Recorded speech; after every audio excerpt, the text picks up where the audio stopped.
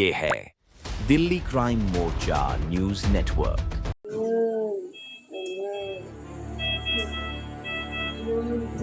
या किसी के मरने के बाद धरना प्रदर्शन करे, मरने से पहले भी तो किसी की जान बचाई जा सकती है। आचार्य जी, मैं भाई कल से तुम बोल रहा आ जाएगा। इस एरिया में कम से कम 25 मर्डर हो चुके हैं। मैं बचेगा नहीं, तेरे को आज जी के तारीख में मैं 4 टुकड़ा करके मैं नहर पे फेंक दूंगा, किसी को पता नहीं चलेगा।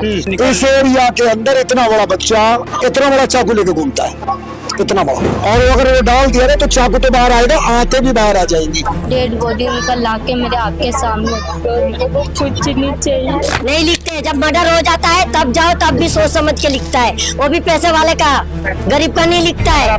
रात को 9 बजे के बाद मैं रात को जाता हूँ, उस बच्चे को कह दूं चाकू लेके क्यों घूम रहा, और वो मुझे पलट के मार दे, उसका जिम्मेदार कौन? यहाँ पर 40 प्रधान इलाके में 150 से ज्यादा नेता है, 100 से ज्यादा दलाल है, वो कहाँ है? आज इतना बड़ा मर्डर हो गया, इस गरीब के घर पे आया कोई इसको हमदर्दी देने? हमारा पुलिस बिल्कुल भी नहीं सुन रहा है, बिल्कुल भी नहीं। क्या हो गया ये तो बता, तेरा तुम्हारा बेटा एक गोलक में जाके चाकू मार के आया। परिवार की ये छोटी बहन है और ये विधवा हो चुकी है। अब ये इनकी पत्नी है और इस इलाके में ये कोई पहली वारदात इस तरह की नहीं है शायद।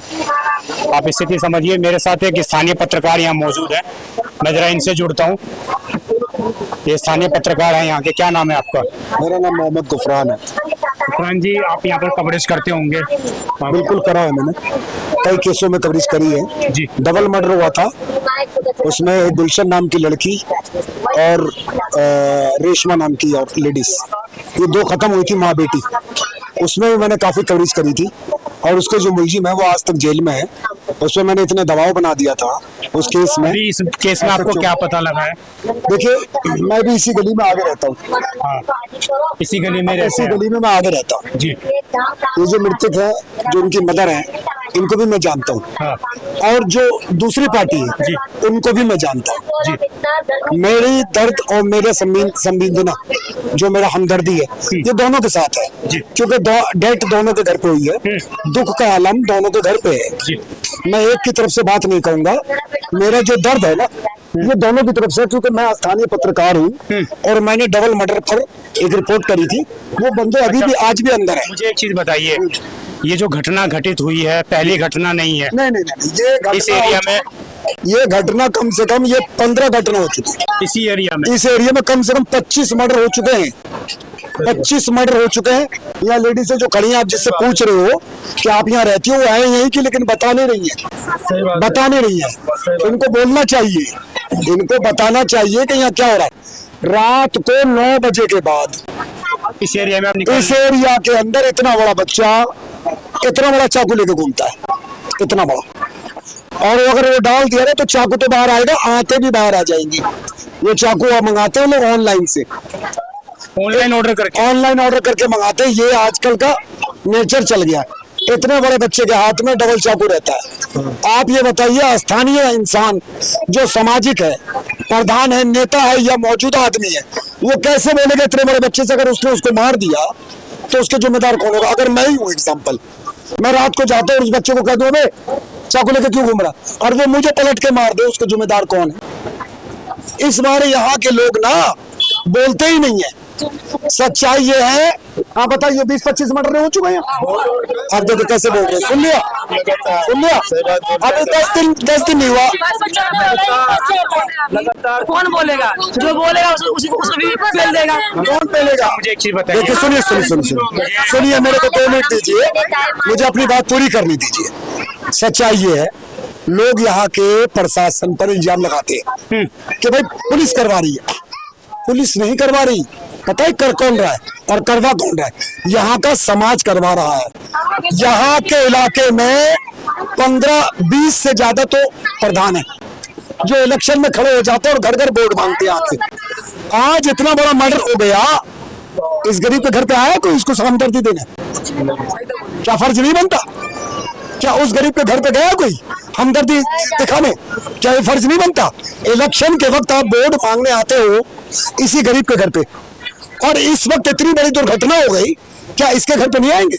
यहाँ पर 40 प्रधान है इलाके में, 150 से ज्यादा नेता है, 100 से ज्यादा दलाल हैं, वो कहाँ हैं? अरे इन गरीबों के हमदर्दी दिखाने आओ, कोई एक नेता- समाज बनाओ हाँ। और उससे इन बच्चों पर, इन बदमाशों पे दबिश दो।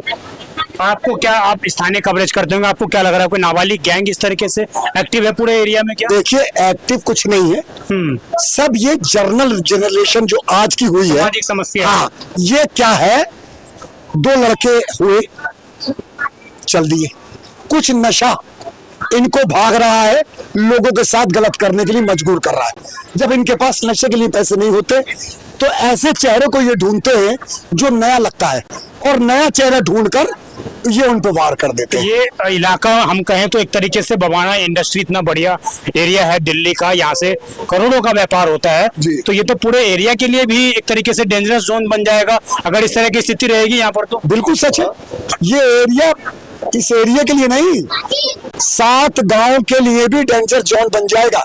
ये ऐसा जगह हो जाएगी कि यहाँ कोई शरीफ आदमी कुछ दिन बाद नहीं रह पाएगा। आप जैसा, हम जैसे लोगों को यहाँ 300 रुपए में घर को बेचकर भागना पड़ेगा, क्योंकि जब इतना बड़ा क्राइम होगा, सामने वाले की 2 औलातें, एक मर गई, अब एक को बचाने के लिए वो घर बेच के भागेगा ना, सोचेगा एक को बचा लूं। वो बोकुल है, उसका फोन आया था मेरे पास, उसके लड़के की डेड बॉडी अभी तक नहीं मिली। उसको मैंने कहा भाई धीरज रखो, उन्होंने कहा गुप्पी भाई मैं कल बेच के चले जाऊंगा घर।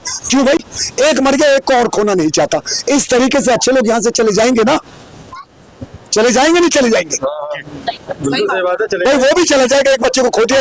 आप स्थानीय पत्रकार के नाते इसका समाधान क्या मानते हैं? मैं इसका समाधान सिर्फ एक मानता हूँ, इसका समाधान ये, यहाँ पर 400 से ज्यादा प्रधान है, यहाँ पर एक समाज बनाए, अपने हाथ से पकड़े और पुलिस को हवाले करें, और पुलिस उसको छोड़ दे। तब पुलिस की गलती है कि भाई हम समाज ने इसको पकड़ के दिया। सुनिए सुनिए तो सही, समाज अगर पकड़ के देता है किसी क्रिमिनल को चाकू के साथ और उसको एसएचओ या एसीपी या डीसीपी छोड़ देता है, तो आप समाज दबाव बना सकते हो कि सर इसको हम समाज ने पकड़ के दिया, आपने इसको छोड़ कैसे दिया। समाज भी तो एक बार पकड़ के दिखाए, या किसी के मरने के बाद धरना प्रदर्शन करे।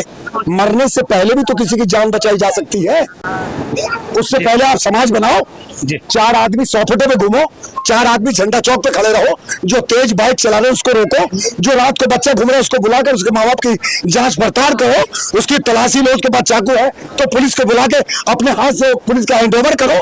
नहीं, मरने के बाद राजनीति बनाने के लिए, अपने नंबर बनाने के लिए जी पुलिस करा रही, पुलिस नहीं करा रही, समाज करा रहा आपको है। नहीं लग रहा है इस पूरे एरिया में एक पुलिस चौकी होनी चाहिए? भाई पुलिस चौकी है ना, नहीं हो रहा है यहाँ।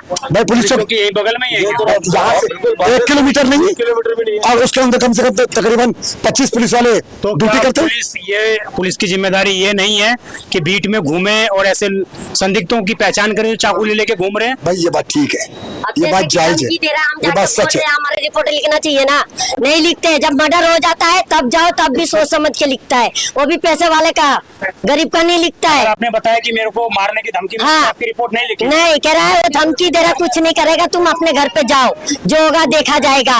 उसके बाद जब मर्डर हो जाता है बोलने जाओ, वो भी घुमा फिरा के बात कर करके टहला देता है, और जो अगला पैसा वाला है उसी का सुनवाई होता है, उसी के पीछे रहता है सब। ये सारा अपने मामला समझ लिया। अब ये यहाँ के स्थानीय पत्रकार है, इन्होंने जो बातें कही हैं वो बिल्कुल सटीक बातें हैं और उन बातों पर गौर भी किया जाना चाहिए। यहाँ के एसडीएम, यहाँ के डीएम, उनको ये बातें समझनी चाहिए कि आपके एरिया में एक ऐसा क्षेत्र बन चुका है जहाँ पर छोटे छोटे बच्चे चाकू लेकर घूम रहे हैं, लोगों की जानें ले रहे हैं। जैसे कि इन्होंने बताया कि 25 घटनाएं अब तक घटित हो चुकी हैं, तो आप समझिए क्या यहाँ के स्थानीय प्रशासन कोई बड़ा क्राइम होने का यहाँ पर इंतजार कर रहा है? इस बात पर गौर किया जाना चाहिए। और समाज के तौर पर यहाँ के जितने भी, जिन्होंने बताया 10 नेता हैं, 50 नेता हैं, उनको भी एकजुट होकर आना चाहिए, क्योंकि जब आग लगती है तो घर आपका भी उसकी जद में आएगा। ये मत सोचिएगा कि आपका घर उसकी जद में नहीं आएगा, तो आपको भी सावधान होने की आवश्यकता है, सतर्क होने की आवश्यकता है। आप देखते रहें दिल्ली क्राइम मोर्चा। मैं विजय ठाकुर, धन्यवाद।